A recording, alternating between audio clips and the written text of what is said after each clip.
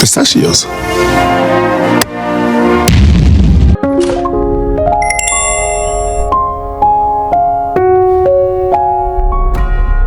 नमस्कार। आज जिस कर्न वाटर बैंक षड्यंत्र के बारे में मैं आपको बताने जा रहा हूं, उसे जानना हम भारतीयों के लिए ही नहीं बल्कि उन सब मुल्कों के लोगों को जानना चाहिए जहां पानी की समस्या आने वाली है, लेकिन भ्रष्टाचार भी बहुत ज्यादा बढ़ चुका है, ताकि समय पर हम सबक ले सकें।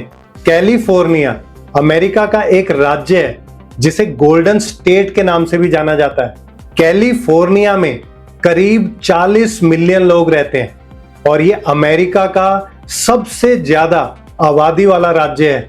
यहां भी भारत की तरह विशाल आकार के पहाड़, रेगिस्तान और समुद्री किनारे हैं, इसलिए यहां भी भारत की तरह कई बार बहुत गर्मी और बहुत ठंड भी पड़ती है, तो कई बार कहीं कहीं बहुत बरसातें, तो कई बार बहुत सूखा भी पड़ता है। जैसे आज भारत की तरह सभी देशों के लोग पानी की हो रही कमी को लेकर चिंतित हो रहे हैं, ऐसे ही कैलिफोर्निया के लोग भी बहुत ज्यादा चिंतित थे और भविष्य में पानी की कमी से निपटने के लिए योजनाएं बना रहे थे। कैलिफोर्निया के लोगों ने कई योजनाओं में एक योजना जमीन के नीचे पानी इकट्ठा करने की बनाई, जिसे कहा गया कि यह पानी का बैंक होगा।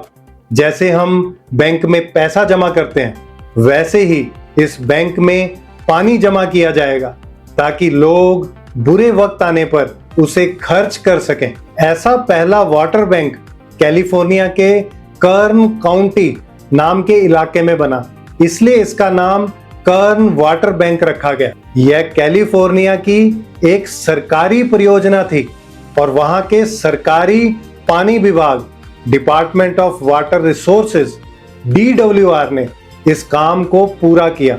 इस वाटर बैंक को बनाने का काम साल 1986 में शुरू हुआ और अक्टूबर 1995 तक यह लोगों को जरूरत पड़ने पर पानी भी देने लग गया। यह जमीन के नीचे पानी का इतना बड़ा बैंक है कि यह 32 स्क्वायर माइल्स तक फैला हुआ है। वहां की सरकार ने इस वाटर बैंक को बनाने के लिए 20,000 एकड़ से ऊपर की जमीन खरीदी थी। किसी दूसरी जगह से यहां पर पानी लाने के लिए कई मील की पाइपलाइन बिछाई गई और नहरें भी बनाई गई और 7,000 से ऊपर के एकड़ के छोटे छोटे तालाब उस जमीन के हिस्सों पर बनाए गए जहां से पानी बहुत जल्दी जल्दी जमीन के नीचे तो चला जाता है, परंतु जमा होने लगता है। और बुरे वक्त में जमीन के नीचे से पानी निकालने के लिए पूरे इलाके में 85 से ऊपर के कुएं बनाए गए, जिनकी गहराई 750 मीटर से भी ज्यादा थी, जिनके ऊपर हाई टेक तकनीक की मोटर्स लगाई गई, जहां से 5,000 गैलन पानी 1 मिनट में निकाला जा सकता है। और बड़े बड़े 500 से ऊपर के वाटर पंप स्टेशंस बनाए गए, जैसे हमारे यहाँ पेट्रोल पंप्स बने होते हैं। आप यह जानकर हैरान हो जाएंगे कि इस कर्न वाटर बैंक में 1.85 ट्रिलियन लीटर्स यानी कि 490 बिलियन गैलन्स पानी इकट्ठा करने की क्षमता है। और इस क्षमता के हिसाब से बुरे वक्त में अगर एक दिन में एक व्यक्ति को 150 लीटर पानी दिया जाए तो लगभग 33 मिलियन लोगों को एक साल तक लगातार पानी दिया जा सकता है।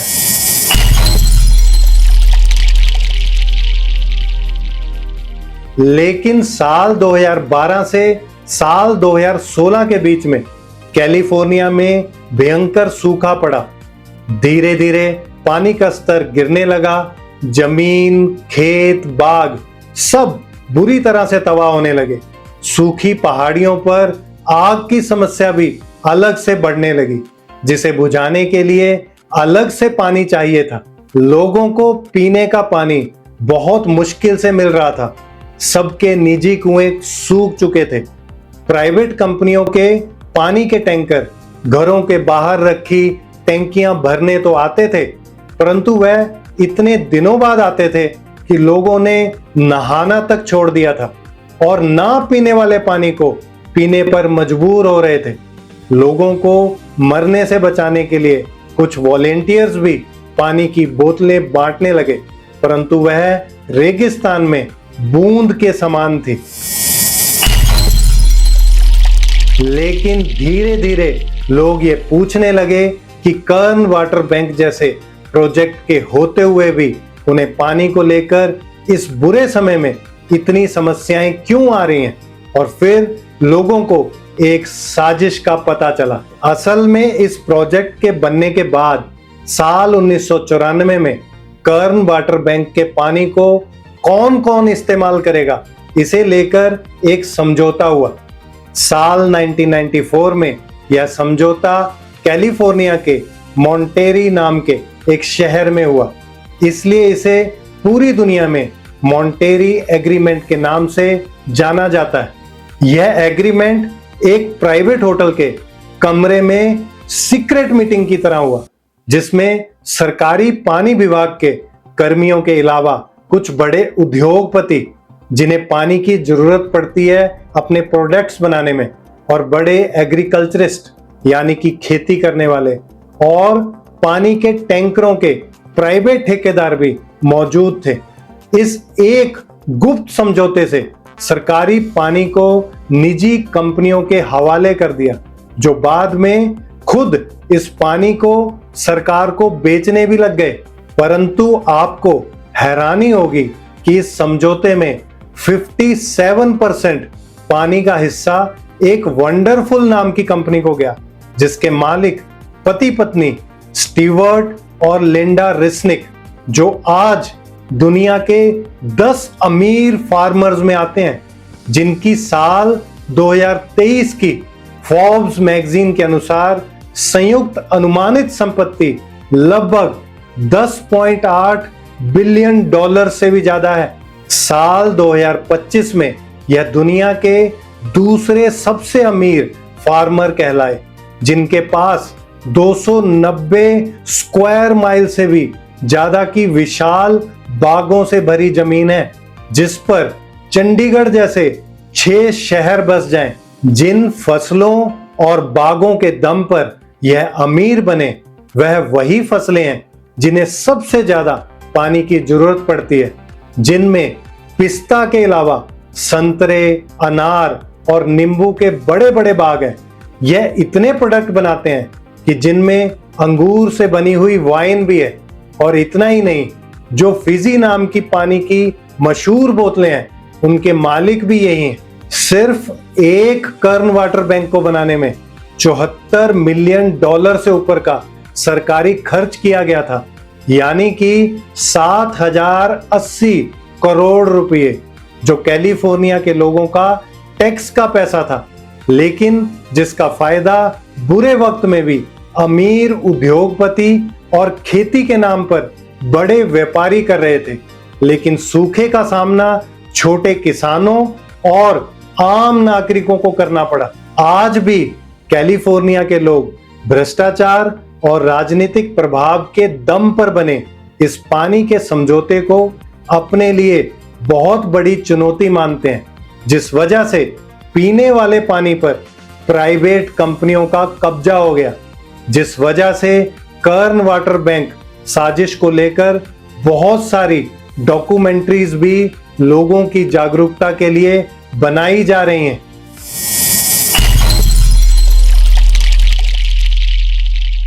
साल 2019 में भारत के जल शक्ति मंत्रालय ने नीति आयोग की रिपोर्ट का हवाला देते हुए हम भारतीयों को बताया कि भारत में 600 मिलियन लोग अत्यधिक जल संकट का सामना कर रहे हैं, और जहां पर पानी है वहां 70% पानी पीने लायक नहीं है।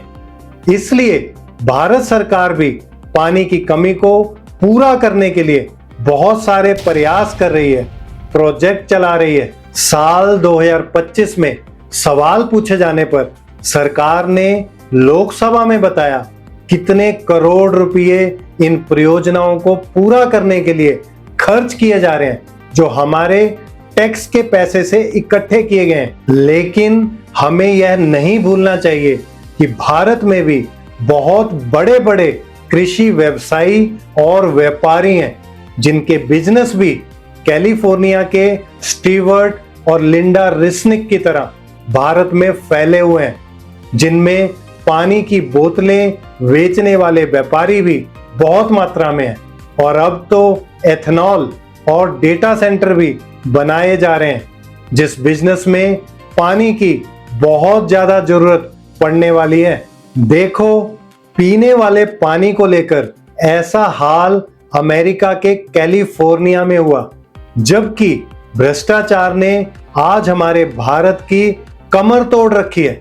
जहां कुछ आईएएस और आईपीएस तो पहले से ही पकड़े जा रहे थे, अब तो बड़े बड़े जज भी पकड़े जा रहे हैं। और साल 1993 से पनप रहा पुलिस पॉलिटिशियन क्रिमिनल नेक्सस तो आज जोरों पर है। इसलिए हमें कैलिफोर्निया की इस घटना से सबक लेकर अभी से सावधान रहना चाहिए और हमें अपने एमएलएज और एमपीज पर दबाव डालना चाहिए कि वह लोकसभा में इन मुद्दों पर सवाल जवाब करें कि कहीं भारत में भी इस तरह सीक्रेट मीटिंग्स करके पानी को बेचने के लिए समझौते तो नहीं किए जा रहे हैं, जो हमें भविष्य में जरूरत पड़ने पर तंग करेंगे।